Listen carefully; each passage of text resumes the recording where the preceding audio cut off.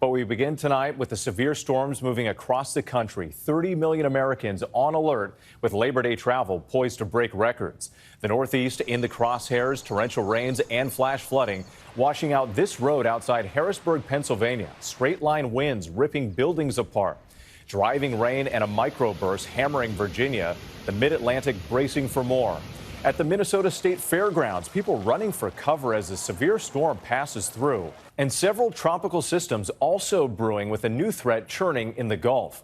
We'll have the forecast in just a moment. But first, ABC's Trevor Ault leads us off at Newark Airport.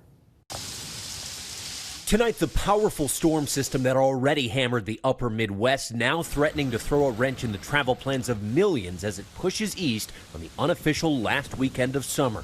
Attention fairgoers, a severe storm is approaching. You are encouraged to seek shelter. At the Minnesota State Fair in St. Paul, people taking cover.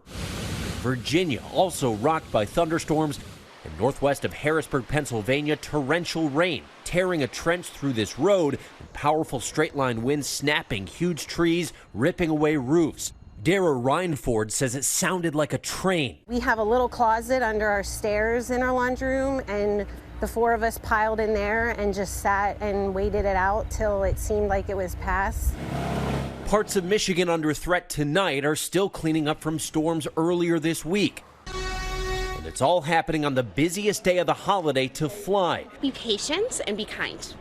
Everyone's doing their best. The TSA estimates they'll screen nearly 2.9 million passengers, about 100,000 more than yesterday, and about 10% more than this time last year, capping a record-breaking summer. TSA has been in existence for 23 years, and of those 23 years, the top 10 busiest days ever have all happened this summer. And while so far at airports we have not yet seen a spike in delays or cancellations, through this holiday stretch, the TSA is anticipating 17 million people, so it's still a good idea to give yourself extra time to catch a flight.